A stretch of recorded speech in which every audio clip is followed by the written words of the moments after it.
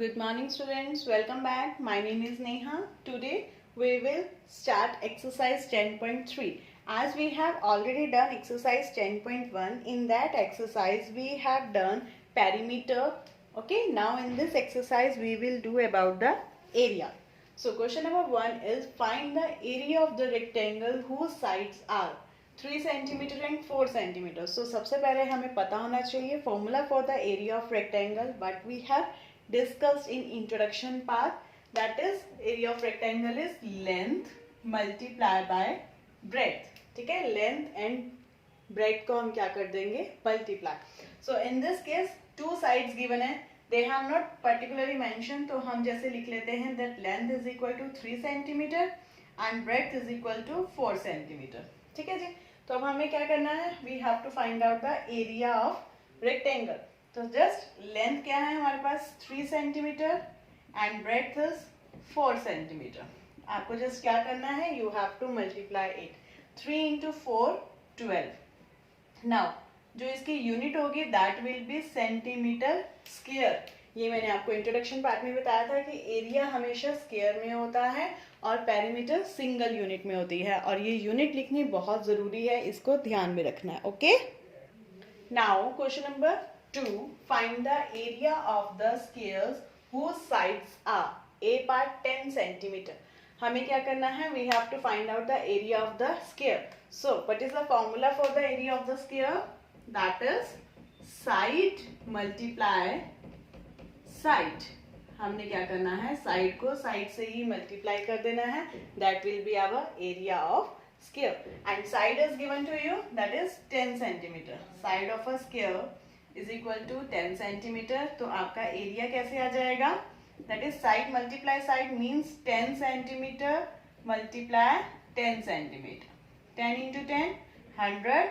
तो आपकी जो यूनिट आएगी that will become centimetre square. Area हमेशा स्क्वायर में होता है. Okay, now question number 3, the length and breadth of 3 rectangles are as given below. हमारे पास 3 rectangles की length and breadth given है. ठीक है, and question is which one has the largest area and which one has the smallest area. तो किसका बड़ा है और किसका छोटा है, हमें जस्ट ये फाइंड आउट करना है. तो हमें सबसे पहले क्या करना है, एरिया फाइंड आउट करना है. तो एरिया हमें पता है, area of a rectangle is length multiply bread. तो हमने क्या किया, लेंथ मल्टीप्लाई ब्रेड किया, और फर्स्ट एरिया हमारे पास आ गया 54 मीटर स्क्वायर, सेकेंड एरिया मेरे पास आ गया 21 मीटर स्क्वायर, और थर्ड एरिया आ गया 56 मीटर स्क्वायर. और हमें फाइंड आउट क्या करना है कि लार्जेस्ट किसका है एंड स्मॉलेस्ट किसका है. तो वी कैन चेक कि ये this is 54, this is 21 and this is 56. तो लार्जेस्ट किसका है, दैट इज सी पार्ट. सी वाले रेक्टेंगल का लार्जेस्ट है, और स्मॉलेस्ट किसका है, दैट इज बी पार्ट. बस यही हमसे इसमें पूछा गया था. Okay students, now see question number 4, the area of a rectangular garden 50 meter long is 300 SQ. SQ means square meter. Find the width of the garden. Width means breadth. Width का मतलब क्या होता है, that breadth. ठीक है, bread का एक और नाम है दैट इज विड्थ. ना हमारे पास क्या है, रेक्टेंगुलर गार्डन का एरिया गिवन है दैट इज 300 स्क्वायर मीटर, और साथ में क्या गिवन है, long. Long means length given है 50 metre. And but we have to find it out, हमें क्या निकालना है, ब्रेड्थ निकालनी है. देखिए बेटा, लेंथ गिवन है हमें how much, 50 metre. Breadth we have to find out, तो हम इसको ले लेते हैं that is B, and area हमें गिवन है दैट इज 300 स्क्वायर मीटर, और you can write it like this, metre square.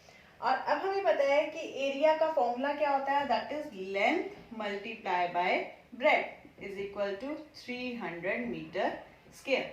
Length हमें गिवन है, और अगर हम सपोज कर लो अब हमें यहाँ पे क्या करना है, हमें ब्रेड्थ निकालनी है. तो पहले हम क्या कर लेते हैं, मतलब ब्रेड्थ हम निकालेंगे कैसे, वो हम निकालेंगे ब्रेड्थ एरिया अपॉन लेंथ. ठीक है, तो यहां से हमारी क्या आ जाएगी, ब्रेड्थ आ जाएगी. तो अब हम लिख देते हैं एरिया कितना है, दैट इज 300, लेंथ आपके पास है दैट इज 50, और ब्रेथ है तो वो मीटर में आएगी, मीटर स्क्वायर में नहीं आएगी। सिर्फ एरिया है जो मीटर स्क्वायर में हम लोग लिखते हैं, ठीक है। अब ये ब्रेथ निकल गई है तो ये किस में आ जाएगी, मीटर में। 0 से 0 कैंसल, और 5 के टेबल पे 30 कहाँ आएगा, 6 पे। तो हमारे पास ब्रेथ क्या आ गई, breadth is equal to 6 metre, ठीक है। अब हमें यहाँ पता चल गया कि ब्रेथ अगर निकालनी है तो हम कैसे निकाल लेंगे, area divided by length. Suppose कर लो यहाँ पे हमें लेंथ निकालनी होती है और ब्रेथ गिवन होती है, तो हम क्या करते हैं, एरिया अपॉन ब्रेथ, ठीक है जी। Now question number 5. What is the cost of tiling a rectangular plot of land 500 meter long and 200 meter wide at the rate of ₹8 per 100 square meter? Question को ध्यान से पढ़िए। हमारे पास इस तरह के क्वेश्चन जैसे हमने लास्ट एक्सरसाइज में किए थे, कॉस्ट ऑफ फेंसिंग, ठीक है, और हमें यहाँ पे पूछा जा रहा है कॉस्ट ऑफ टाइलिंग। हमें यहाँ पे तो हमें पता है कि हाँ यार ये एक्सरसाइज 10.1 का है तो इसमें हमने सारे पेरीमीटर निकाले, और ये 10.3 का है तो इसमें हमने सारे एरियाज फाइंड आउट करे। बट पेपर में हमें कौन बताएगा कि कौन सी एक्सरसाइज का है, तो हमें ये पता होना चाहिए where we have to find out area and where we have to find out perimeter. तो सबसे पहली बात कि अगर हम लोग एक रेक्टेंगुलर प्लॉट है और उसको हमने टाइल लगानी है, तो टाइल तो आप पूरे सरफेस पे लगाओगे, पूरे सरफेस पे लगाओगे, तो it means that you have to find out the area. एक और छोटी सी बात मैं आपको बताती हूँ जिससे आपको फटाफट से पता चल जाएगा कि एरिया निकालना है या पेरीमीटर निकालना है। अगर आप इस बात को अपने माइंड में बिठा लेंगे तो कि जो हम रेट उन्होंने हमें दिया है ₹8 पर, यहाँ क्या लिख दिया, स्क्वायर मीटर। स्क्वायर मीटर किस में होता है, एरिया में। वहां पे क्या था जब लास्ट एक्सरसाइज में, पर मीटर, ठीक है जी। तो ये तो 100 सपोज कर ली, तो वैसे किसी और चीज के लिए दिया वो मैं भी आपको बताती हूँ, बट हम यहाँ पे सिर्फ कंसीडर कर रहे हैं स्क्वायर मीटर। तो स्क्वायर मीटर दिया है तो एरिया फाइंड आउट करना है, या फिर हम कह सकते हैं क्योंकि टाइल जो है पूरे सरफेस पे लगेगी तो इसका मतलब एरिया फाइंड आउट करना है। Let's find out the area of a rectangle. Length हमें गिवन है, length is equal to that is 500 metre. After that breadth is given to you, that is 200 meter, and you have to find out the area of rectangle. तो area of rectangle का formula क्या होता है, that is length multiply breadth. Length is 500 and breadth is 200 and area always in meter square. तो ये क्या आ गया, 5 to the 10 and then 4 zeros, ठीक है जी।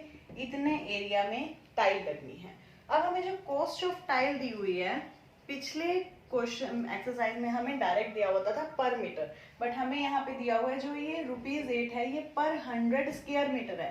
तो कैसे लिखेंगे हम इसको, देखिए, cost of 100 metre, sorry, cost of tiling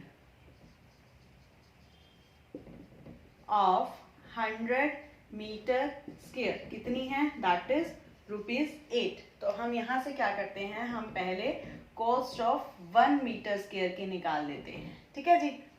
वो कैसे निकलेगी, ₹8 डिवाइडेड बाय 100, और हमें निकालने कितने की है, that is 1 lakh. Cost of 1 lakh metre square, ₹8 divided by 100, और इससे अब आप क्या कर देंगे, multiply, and you will get the answer. 20 से 20 cancel and what left, 8 into 1000, that is ₹8000। मतलब टोटल कॉस्ट कितनी आएगी, that is ₹8000। Hope so you understand this question. Let's come to the next question. Now question number 6. A tabletop measures 2 meter by 1 meter 50 centimeter. What is its area in square meters? Area in square means area of square नहीं है, जो हमने area निकालना है वो square metre में निकालना है, और टेबल टॉप है वो हमेशा क्या होता है, रेक्टेंगल होता है, ठीक है।